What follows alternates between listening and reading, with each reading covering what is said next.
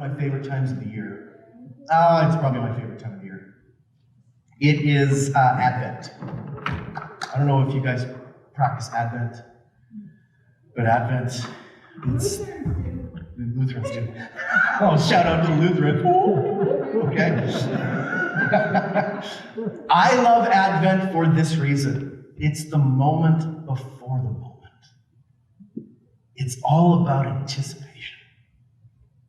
What's coming? And I like it as a rhythm because it forces me to allow myself to live in expectation rather than we're just going to get there and get it done, and Christmas and Jesus is here, right? So it's also the reason I love Lent. I love the preparation, the road to the crucifixion. Because Advent, for me, is about an interruption. It's an invasion of our life with the possibility of God's love. And that has nothing to do with what I'm going to say, but I just thought I'd say that. 1 Peter. 1 Peter chapter 2. If you've, again, I want to stop apologizing, but I feel like I have to. This is heavy theological work. I don't think there's anything else that matters more, in my personal opinion, because it's the heavy work that makes the most difference. 1 Peter 2 in verse 19 says this, and we're picking up on the last session's theme. For it is commendable if someone bears up under the pain of unjust suffering because they are conscious of God. Now notice how Peter makes the assumption that you will suffer unjustly. Yay! It is commendable if someone bears up under the pain of unjust suffering. Verse 20, but how is it to your credit if you receive a beating for doing wrong and endure it? But if you suffer for doing good and you endure it, this is commendable before God. Peter seems to be saying that there are times when you are doing exactly what you should be doing. You're doing exactly the right thing, and the response you're going to get is abuse. If you endure it the right way, Peter says, it's commendable. It's commendable. Verse 21. To this you were called, because Christ suffered for you, leaving you an example that you should follow in his steps. He committed no sin, and no deceit was found in his mouth. When they hurled their insults at him, he did not retaliate. When he suffered, he made no threats. Precisely in those moments when Christ was abused, when Christ is being abused, what comes out of his mouth is life and not death. At no point in Jesus' suffering does he threaten those who are abusing him. From the garden through Good Friday, at no point does he defend himself. This is deeply disturbing. In fact, it's the opposite. When they're coming after him, he blesses them. He forgives them. He loves them. His dying words are words of mercy and forgiveness. And this is the wisdom Peter has to give us. Jesus entrusted himself to the one who judges justly. Now, to me, when you're reading this passage of Scripture, this is the critical section. It is not that Jesus didn't care about right or wrong, that he doesn't care about justice or injustice, or the confrontation or the exposing of evil. It's that he entrusted himself to the one who could fundamentally do something about it. He did not trust his ability to do anything about it. He trusted himself to the one who could. As he's being abused, he is not ignoring it or calling evil good. He acknowledges the evil done to him and then entrusts it to God. And here's the line. You're good? Oh, you are good, man. He reworks that suffering into a gift that honors God.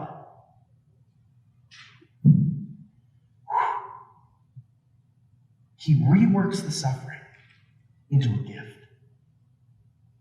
Now, verse 24 says, he himself bore our sins in his body on the cross so that we might die to sins and live for righteousness. By his wounds you have been healed. In other words, what he suffers and the way he suffers it brings healing to us. Okay? That's what Peter's saying here. Verse 25. For you were like sheep going astray, but now you've returned to the shepherd and overseer of your souls. Okay? I live my whole life in either Advent or Easter. I'm fascinated, gripped.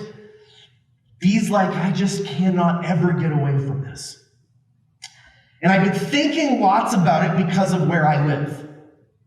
Like all of lockdown, I was stuck in Lent, just thinking about Easter, thinking about the coming.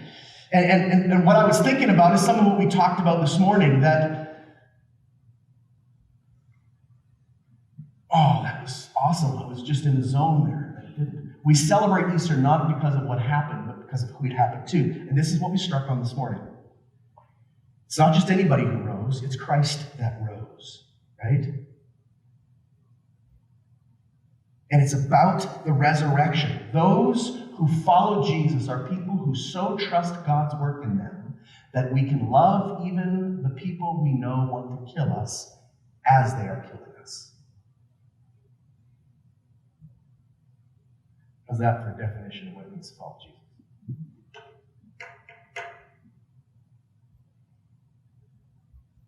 When we talk about loving our enemies, we're not talking about this in some sentimental, naive way, okay? When Christ calls us to love, he's not suggesting that we ignore the fact that there are people who are a threat. And when we talk about dysfunctional homes or abusive environments, I'm not talking about that we should just take the beating, stay in the environment that's dangerous and horrible and evil. No, we're talking about the condition and attitudes and positioning of our heart. How do we respond to the fact that there are people who are coming for you for many, many reasons? And the God who speaks the living word and creates something out of nothing, this Jesus who walked through death and transforms it, holds us so that the anthem becomes, what can they do to me? What can they actually do to me? Even if their actions cause seeming destruction or death, he calls to us from the other side of death and delivers us the promise of resurrection. Christians are people who are marked by the fact that they love their enemies. They love them. This is what marks the followers of Jesus. They love them.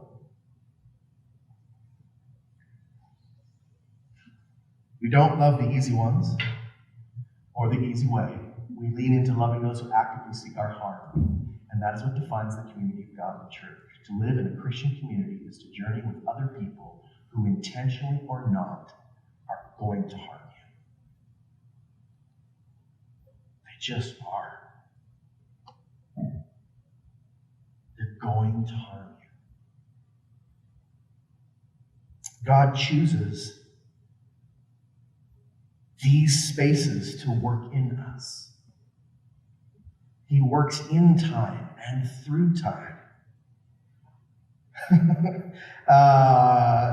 Please don't judge me.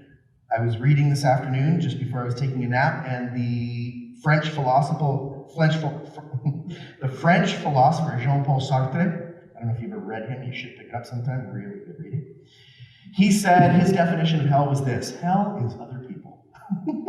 That was legit his definition. The followers of Jesus, we see the world in different ways. We recognize that when other people and their pain are endured rightly, what grows in our life is the holiness of God. This is where the holiness of God is manifested in our lives. It's when we endure the pain that comes from living with other people, when we endure it rightly. And what does holiness look like? Holiness is a sharpness. It's an effortless clarity. This is holiness. It's a worldview that is grounded in rigorous responsibility. Holiness is the ability to cut through a thing and see to the heart of the matter.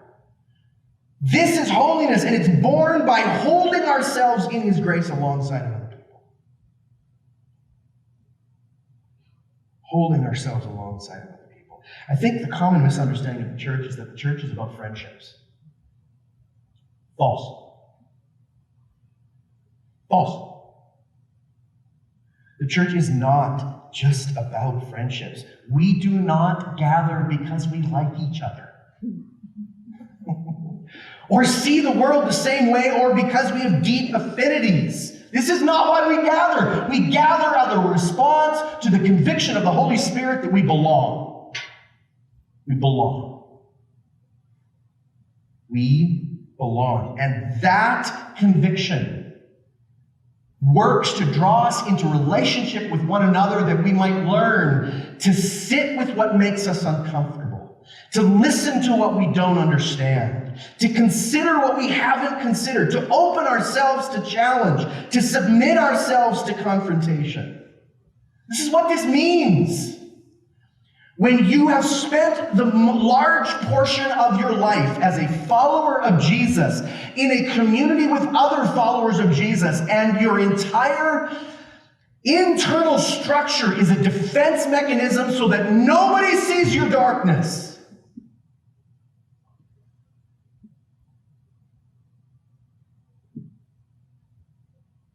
you're missing the way.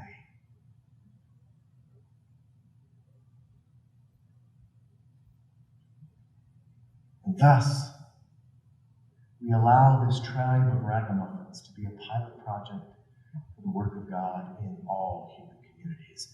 See, the church is supposed to be messy. It's an experiment. It's the dream reborn.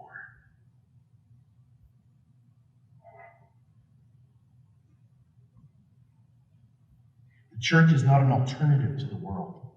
It's not escapism. It's not, the church is a place where we discover the transformative power of relationships held gently with grace and humility. We become a people who recognize that we live in a world where ethnicity, gender, class, orientation, politics are used to divide us. But the church is about discovering that I know some people who are learning to live together in spite of that. That's what this is about. It's about the connection. It's not about the teaching. It's not about the songs. It's not about the building. It's not about the programs. It's about the level of intimate submission to one another. I invite you into my life. I will walk with you.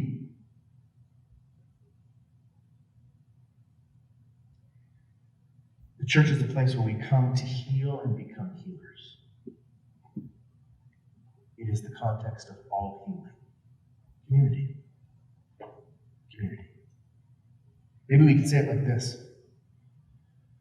The road to God always leads me to the door of the person I think is least like God. Go ahead and get that tattooed somewhere. The road to God always leads me to the door of the person I think is least like God. And when we give ourselves to the pursuit of the wonder of who Jesus is, what we find behind every door is the stranger, the outsider, the refugee, the neighbor, the enemy, the ones we would never associate with who he is. This is why you have trouble in church, because you're trying to be around people who you think are like you. It doesn't work that way. Sorry, COVID. Does not work that way. You find the image of God in the ones you least expected. I've reflected lots over how we used to do small groups, and we would gather people in almost strategic, gather with people like you.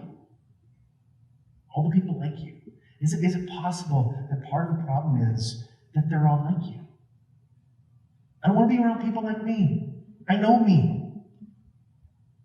I want to be around more people like me. I have enough of me.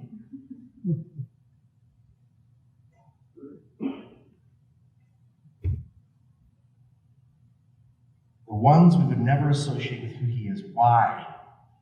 Well, I'm glad you asked, because it is there that I learn to see him as he is and not as I have made him to be. Are you getting the running theme in all these sessions? It is there I learn to be received by those who are given his grace to me.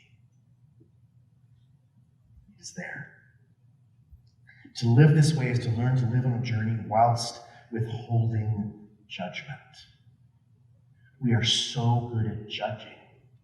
Think about the conversations we have around tables about people we think we understand and the judgments we make based upon a word they spoke or an attitude they portrayed or some perceived slight or.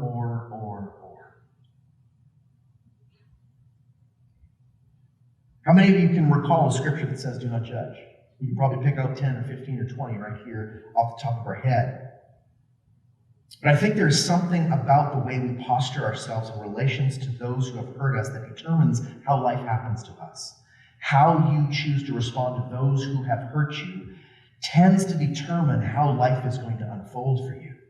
When we choose judgment, we give ourselves over to an inverted transformation. We give ourselves over to this thing where we take the shape of the person we would judge. This is so Bible, I don't know why we don't preach this all the time. The ones we judge become the shape we grow into.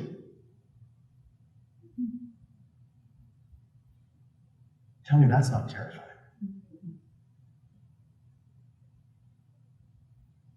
Now, just in a moment of honesty, there are plenty of people who drive me insane. Plenty who should but don't, and plenty who shouldn't but do.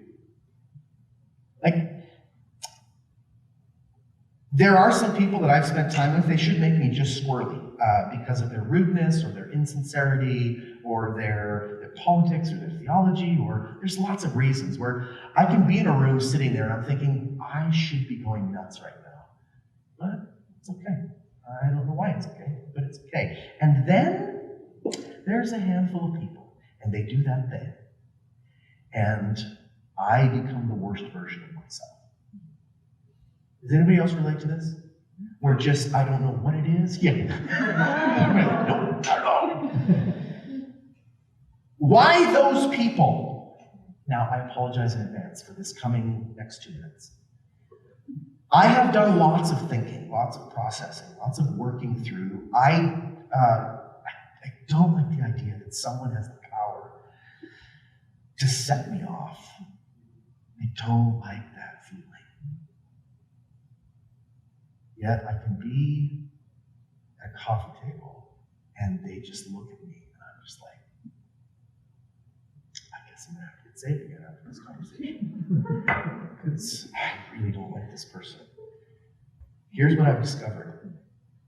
There is something in my awareness of who they are that awakens an internal recognition of myself.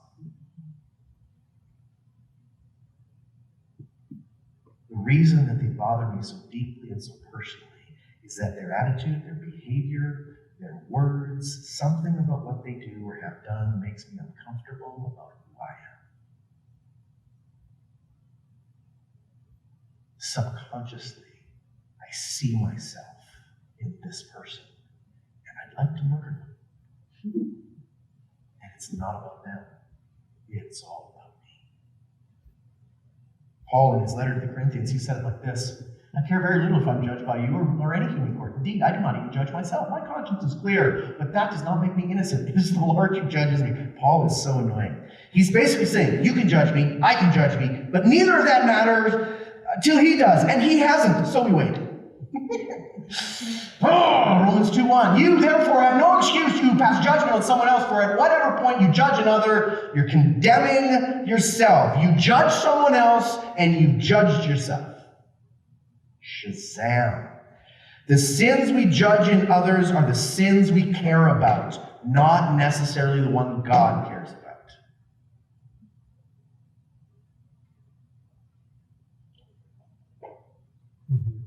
Love you.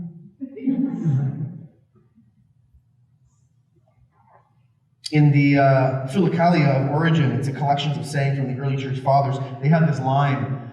It says, do not trust even one thought that will judge your neighbor. Do not trust even one thought that will judge your neighbor. Here's the key, and I'm almost done my second intro.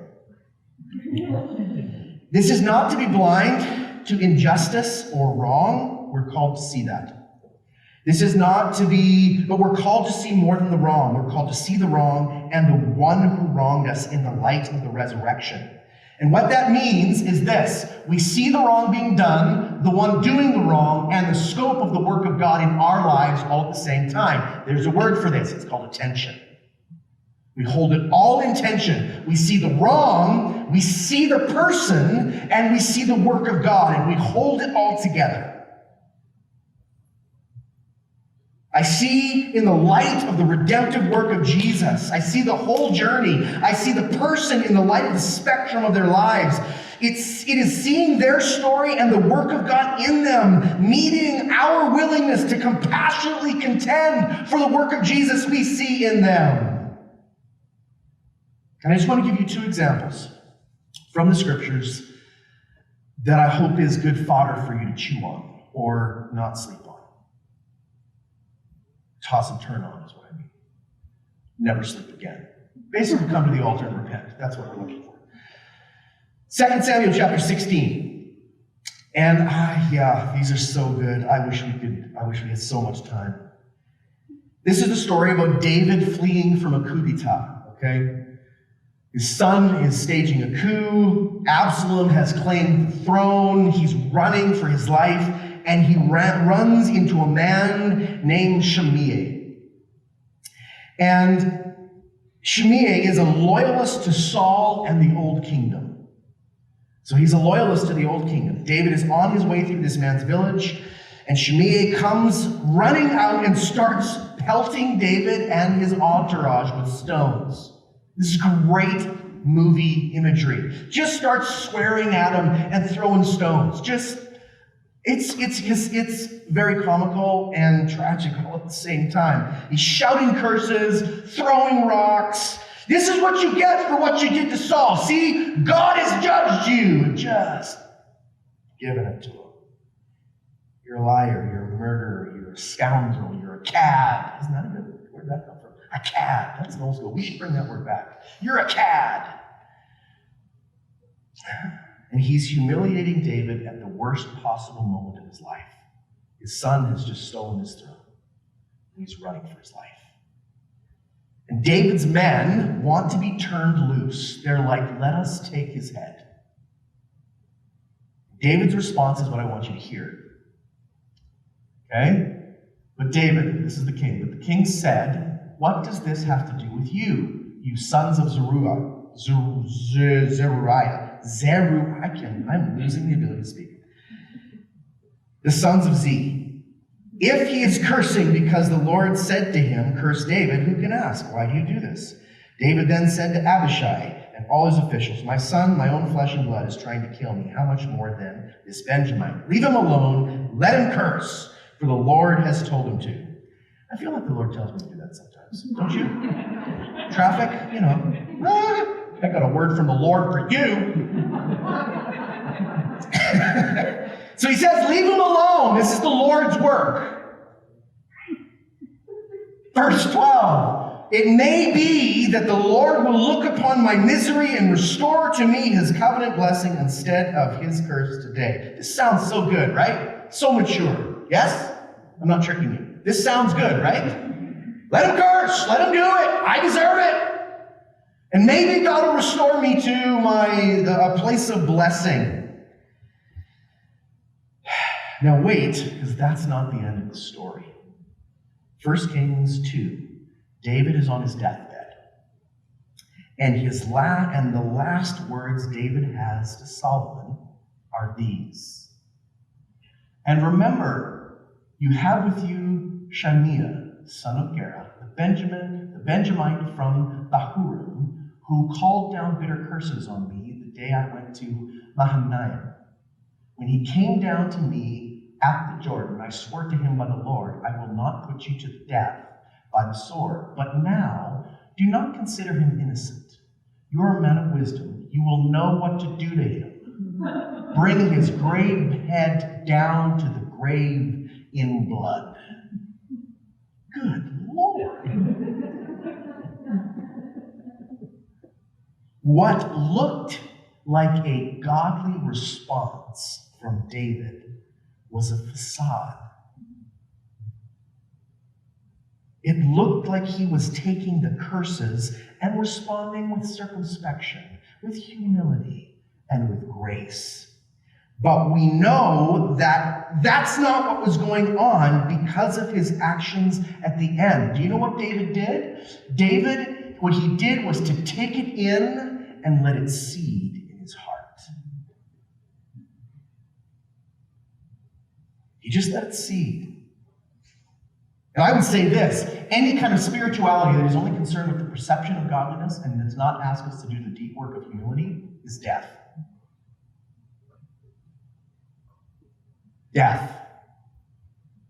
Any form of spirituality that places an emphasis on doing the right thing, making it seem that you have forgiven, making it seem like you are being merciful, making it seem like you're generous, making it seem like you're faithful, but it isn't doing the deep work of humility, that's not life, that produces no life, that's not obedience, that's death. David was not being godly. He was absorbing the curses and biding his time till he could return the favor. So what am I saying? I am saying that God's intention is not that you look the part, that you fake it till you make it. Right? That's not faith. That's not faith. That's called deception.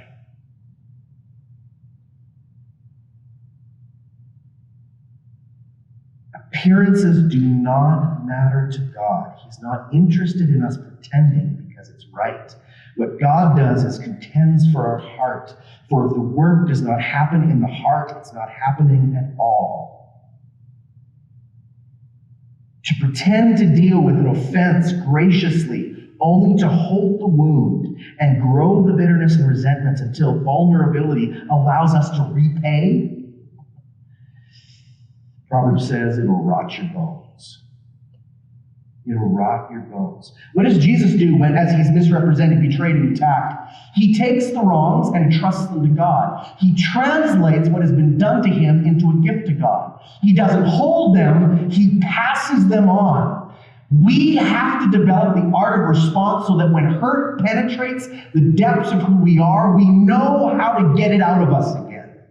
Because guess what? You're going to get hurt. It's going to penetrate. It's going to be devastating. The art of following Jesus is the learning, the response that gets it out again.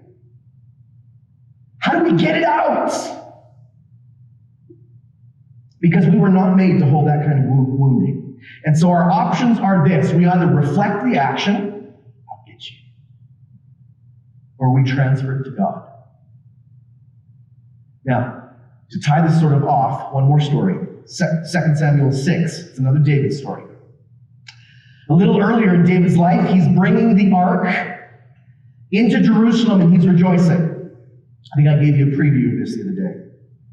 This is classic Pentecostal liturgy right here. This is the epitome of worship, right? This is, I will be even more undignified than this, right? This is the, wow, right? This is the birthplace of Bethel. Sorry. But the whole story is a little bit more complicated because a man has died. David's been trying to get the ark into the city, but he hasn't planned well. He hasn't done his research. He doesn't really know how the ark's supposed to be handled. Right? And the ark begins to slide off the cart as they're going through a village, and a man named Uzzah puts out his hand to steady the ark. Remember this story? Puts out his hand to steady the ark, and it kills him. Dead on the spot. All right? The text says that David is angry. He's angry not that Uzzah is dead. This is what's fascinating. He's not mad that one of his guys died. He's mad that his plan hasn't worked. He's got to stop because somebody died. So he fumes. He parks the ark in the house of Obed-Edom. And what a windfall for Obed-Edom. This guy, wow. He has like 74 kids and wins the lottery twice. Like this guy just hits the jackpot. The ark's in his home, and he's loaded, just loving life, living the dream. Someone tells David.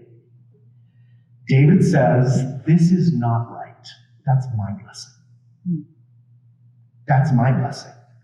And so the narrator begins to tell the story, and this is where you have to pay attention. Okay, because this isn't David telling the story. This is a narrator giving us the story. So there's all kinds of little cues in here. Are you ready? This is so good. It's only 9:14. So, you didn't fix this one. You think you missed this one? That's okay. That's one I missed compared to. That was well played, sir. Well played, sir. All right, so I guess it's. See, I'm already working it out. There, let's go. So, excuse me. So David went to bring up the ark of God from the house of Obed-Edom to the city of David. It's rejoicing. This is the first time it's called the city of David. Okay? If you slow down and you realize what the narrator is saying, is he's trying to tell us something. They're bringing the ark into the city of David, into the city of David, with King David leading the way. This is not about God. This is about David and his kingdom. This is all about David. David's not dancing in worship. David is dancing because he's winning. He's got the ark. It's coming to the city. He's dancing because his kingdom is about to be established. His name is on his city. It's established now. He's centralized the kingdom and the priesthood. Now, verse 14 tells us that he puts on a linen ephod. This is a priestly garment. David is now playing king and priest. This is not something kings did. This is David bringing it all together. Now, Michal sees him. We know this story, right? His wife, Michal, the daughter of Saul, sees him.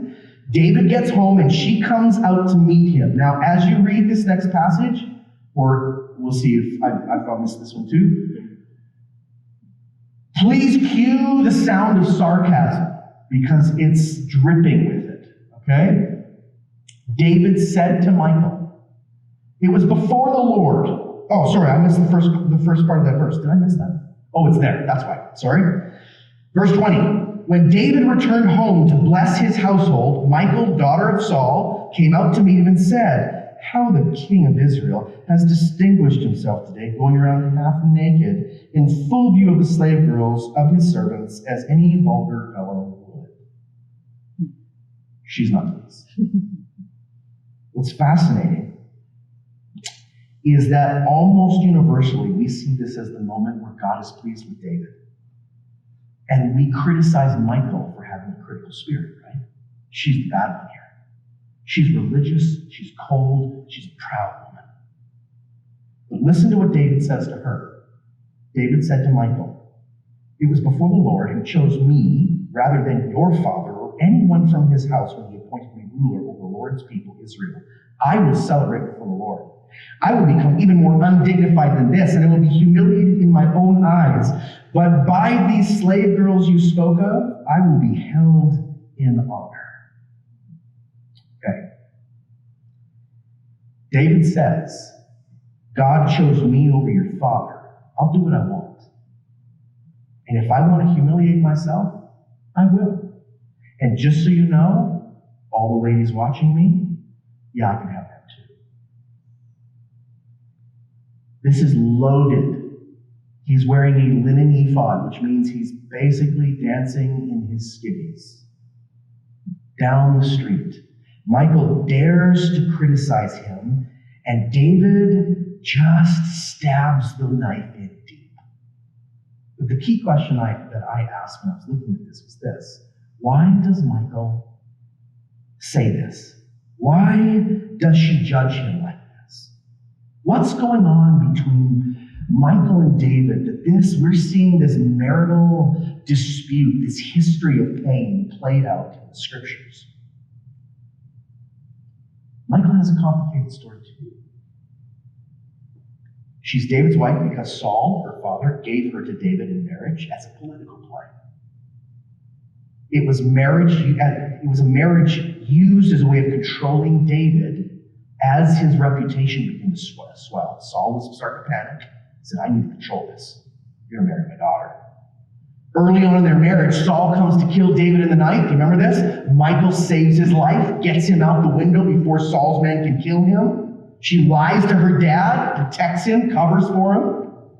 And here, all these years later, the narrator keeps telling us Michal, the daughter of Saul, is looking out a window again. The last time Michal and a window were mentioned is when she's saving David's life. Now she's looking out a window at the man she made possible. She knows if she doesn't marry David, he has no legitimate claim to the throne. If she doesn't protect him, he's dead. And now she's looking out a window, and instead of seeing a man who loves her as she loves him, she sees a man who is headed down the same path of her father. Now here's what's interesting. She's not wrong. Now, is she probably bitter? Yes. Is she hurting? Yes. Is she judging? Yes. But she's not wrong in her assessment. What we know as we look at the story is he is exactly heading down the same road as her father. What she sees in David is almost prophetic in terms of what's going to happen to David. It's crazy because Absalom is going to turn all those maids against David. When he takes the kingdom, remember what he does is he sleeps with all the women David picked up. It's this twisted sort of, she senses the pride in his heart and doesn't deal with it rightly, but she's not wrong in what's going on in him. And this is what strikes me. If we don't deal with the brokenness that we absorb in times of conflict, in times of grace, in times of mercy, in times of ministry, where you are helping people escape out a window, if we don't allow the work of Jesus to heal us and grow us in it, and deal with the conflict that happens in it, in the midst of the giving, someday that will be the very thing that poisons your heart.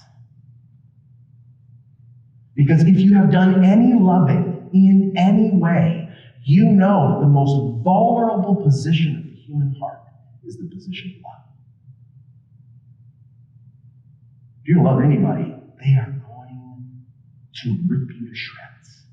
Maybe not intentionally, maybe not on purpose, but it's coming. And if we don't learn how to deal with what happens to us in the moments when we're trying to do the right thing for the good of somebody else and they don't see it or even hurt us in response, it becomes the very thing that will poison us. The cost of loving, the cost of giving, the cost of contending, if we don't relinquish the cost back to God, we will come to the place where we will resent the way those whom we are loving did or did not receive what we were given. Where we will no longer be willing to allow them to disregard, I've been trying to love you. I've been here, I've been going to this church for so you don't recognize how much, you don't see what you don't. Michal does exactly what Uzzah did with the ark. Now just stay with me. We're about 5 minutes away from the end. Michal is putting her hand out to stop David from falling. But when she does, all it brings is death. Why? It is not God who judges her for this. Look what the text says.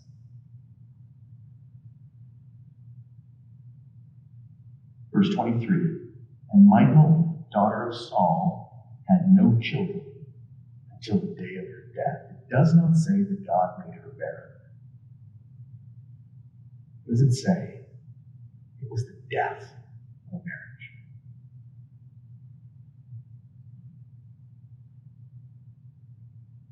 in all the wrong ways, she reached out to steady him.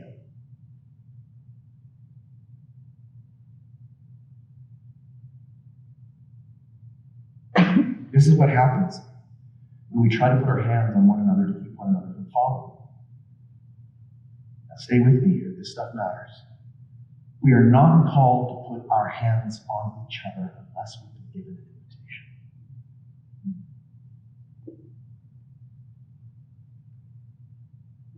The gifts of the Spirit have been brutal for so much of the church because we feel like it gives us a license to put our hands on people. I got a word for you. It's a word of correction, but it's a word. See, we are not called to put our hands on each other unless we've been given an invitation. James and Paul both say, you must not judge someone else's servants. Who are you to judge someone else's servants? To their own master, servants stand or fall, and they will stand, for the Lord is able to make them stand. Brothers and sisters, not slander one another. Anyone who speaks against a brother or sister or judges them speaks against the law and judges it. When you judge the law, you're not keeping it, but sitting in judgment on it. Therefore, there is only one lawgiver and judge, and the one who is able to save and destroy. But you, who are you to judge your neighbor? It's harsh. The truth of the matter is this: as we live together and walk with each other, the most important thing we do is to not put our hands on each other, even when we're right.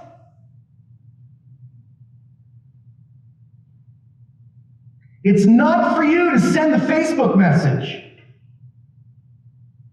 It's not for you to talk to somebody else about it and get some outside wisdom. It's not for you to conjure up a prophetic word so that you can initiate a holy confrontation.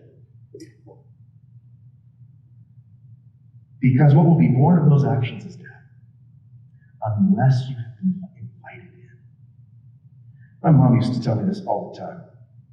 I didn't listen because I'm a moron.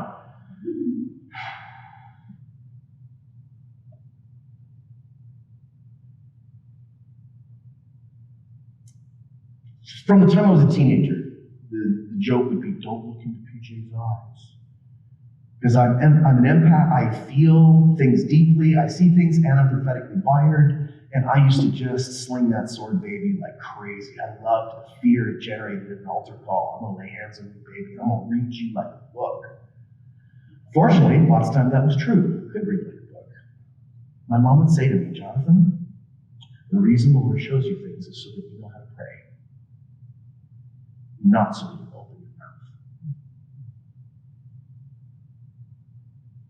The amount of people I have apologized to over the years, who I said cruel things to, I don't think I could, we don't have time in the next 24 hours of this thing. I was putting my hands on them, and it rarely produced any life. Oh, I could make them cry. I could make them cry real good. It fueled that arrogant, judgmental spirit inside me. Because then I was always looking for somebody I could tear open and bring the word of the Lord. What I began to learn is in the context of relationships, when we've given each other permission, that's where life is born. It's not in the altar calls where it's forced, or when I've got a word because randomly out of the blue God talked to me about you. I've got no invitation to come and speak. It produces death. It actually kills. And we like to celebrate the handful of stories that work out well. Well, I'd like to sit down and do some background research and actually unpack what the implications of everything that happened in that uninvited word. Let's work through that. Let's see. Let's do the investigative work. And I'll guarantee you, the level of pain will outweigh the goodness that was brought because of it. See, the gifts of the Spirit were designed to operate within the community of love. The community of love. And if you're not part of the community of love, shut your mouth. Sorry, is that too harsh? We weaponize the wonder of the Spirit because we like the power, not because we love the person. This is about passive-aggressive and aggressive behavior that seems to be an acceptable part of Christian behavior. That is not who we're called to be. We are the people who can take what is wrong and translate it into God's life. The only judgment that matters is that He calls people to follow Him. I love this. Didache, who's just a wonderful scholar and a long time ago, said this, let your arms sweat in your hands before you give them. And I find this to be sort of the balance weight. All the things that God shows you. It should sweat in your hands, man. You should be scared to death. Scared enough that you're fasting, praying, leaning in. Let them sweat in your hands before you give them. There are things that we see about one another, and every instinct is to speak it, but we need to learn to sit with it. Let it sweat. Let it sweat.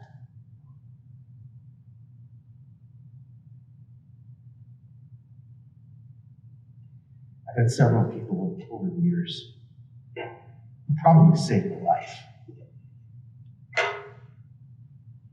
In the church we pastored in Estevan, I don't know if you guys remember me in those days. I was under the banner of love, I was a jackass.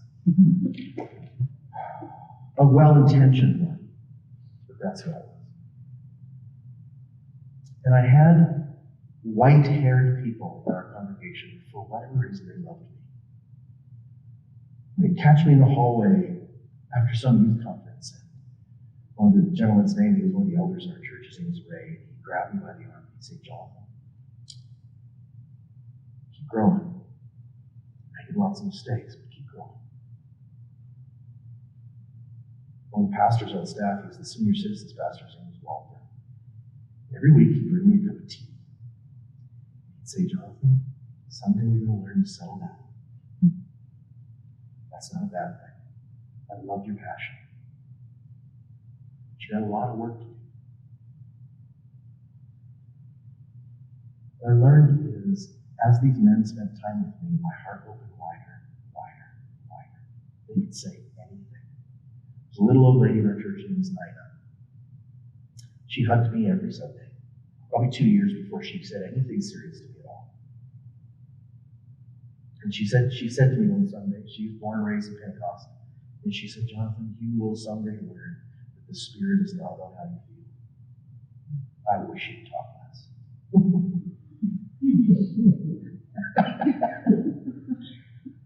But I learned something.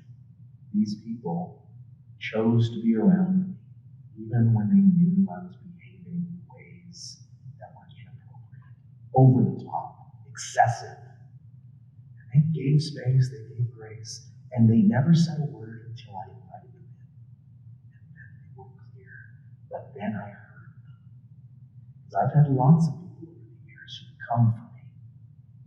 And guess what they got when they come for me? You. Which is bad for me, bad for them, and none of it serves the purpose of the Lord. They took the time, and they prayed, and they interceded, and I'm sure they fasted. Because they knew I needed it, and they waited for the day. When I said, Ray, can you tell me what you think about what we're doing? Am I crazy? And he would say, yeah. Oh, at the top, Jonathan. This is Saskatchewan. Settle down.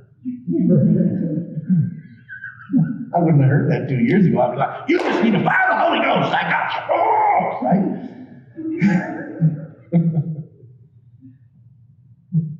Love is what wins. Let's pray. Jesus, thank you. May these words be words we meditate on and to be pleasing in your sight.